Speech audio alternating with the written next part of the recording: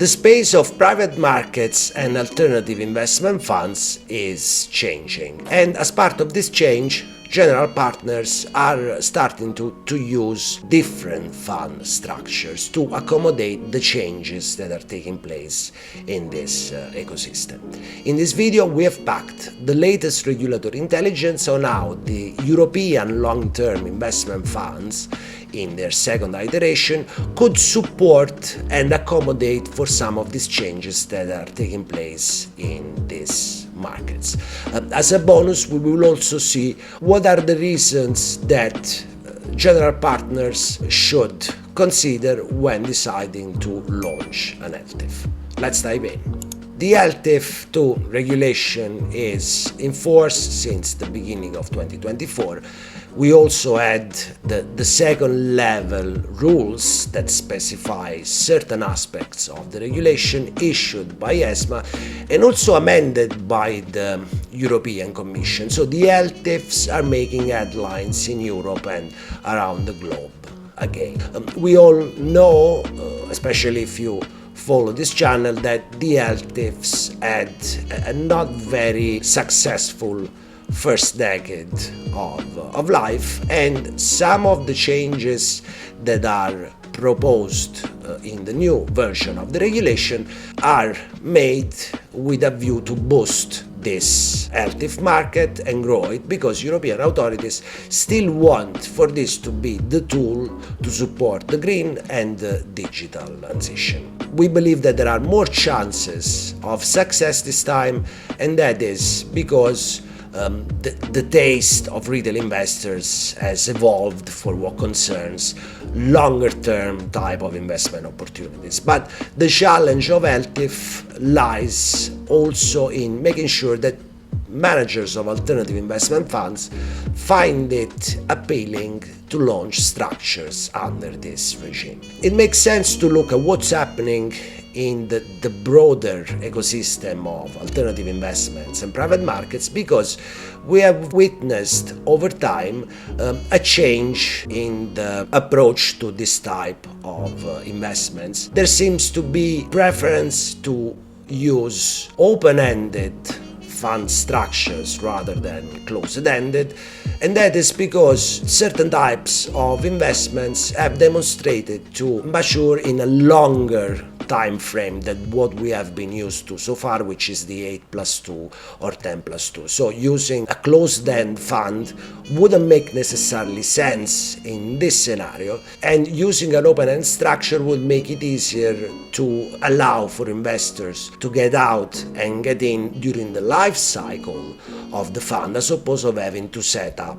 a different fund and raise capital separately for that fund. Some of the naysayers say that basically this is because yields are not what they used to be in this space anymore, and this is why general partners need more time for them to be able to deliver yields that are comparable to what the markets is used to. There is another side which is also linked to distribution, to this change in the ecosystem of private markets, and that is the possibility to tap into new distribution channels like the private wealth related distribution channels, and this is where we see that the ELTIF would be an interesting tool, and that is because the ELTIF is born essentially with the retail investor in mind. And so if in the first iteration it was more of a white-collar type of retail investors, if you like,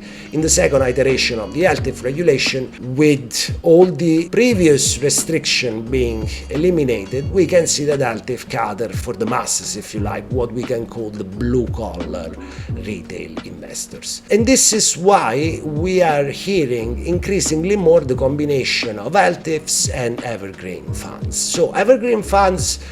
is the label that is given to this, let's say, perpetual type of fund structure or open-end fund structures that are used increasingly more in the private market space to allow for general partners to concentrate on some core investments that may take longer than the 10 years to mature, but at the same time allow investors in and out during the life cycle of the investment itself. The amendments made to the ELTIF II regulation, or to some of the provisions of the ELTIF regulation, make a lot of sense if we look at them from this perspective. And in particular, I wanted to talk about some of the changes that are taking place under Article 18 of the ELTIF regulation, where basically the redemption during the life cycle of an ELTIF is no longer seen as an exception to the rule. In the first iteration of the ELTIF regulation, it was possible for investors even to request the termination and the liquidation of the fund if redemptions were not met. In the second iteration of the ELTIF, we have a new concept that is being introduced, which is the one of the recommended holding period. Now, I call it recommended holding period because the concept of holding period that is being introduced existed already with that same name under the PRIPS regulation. In the ELTIF I regulation, redemptions could not happen after the so-called mandatory lockup period of the ELTIF. In the second iteration of the ELTIF, through amendments to this Article 18, it is now possible to tie the redemption to the holding period, which is completely divorced from the mandatory lockup period of an ELTIF, and it doesn't necessarily have to coincide with it as well. As a consequence, after this holding period or recommended holding period is expired, investors could seek for redemption if that is what is provided in the articles of incorporation, in the statutes of the fund, and the same holding period would apply also to new entrants investors. So we see how the match between an ELTIF, which becomes more of a longer-term, open-ended type of regime, and the evergreen funds might be a successful one. And the reality is that ESMA with the RTS is giving specific rules on how the recommended holding period should work, which in principle is already defined under PRIPS as a period that has to be decided by the product manufacturer and during which there is no possibility of early exit,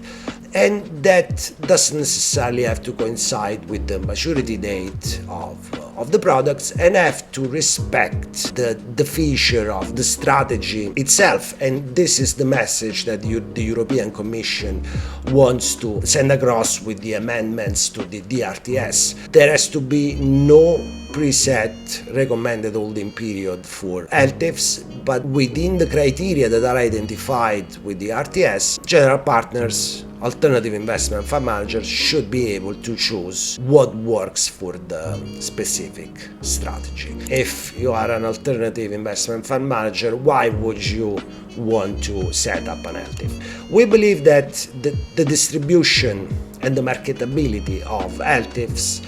is superlative compared to any other retail alternative investment fund which you would be able to set up in Europe. The ELTIF regulation leverages on one of the most successful features of the UCITS, which is the marketing passport. So if you compare a retail alternative investment fund and an ELTIF, realistically, the marketing passport of the ELTIF allows you with one notification only to be able to offer the ELTIF to the retail market in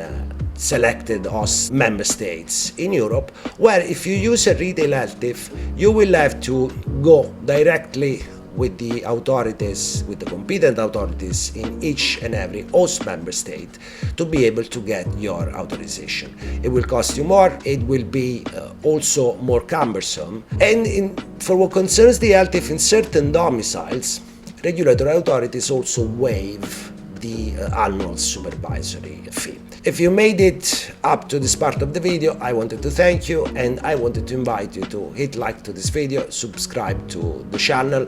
There is much more to come on European distribution. Thank you for watching and stay tuned.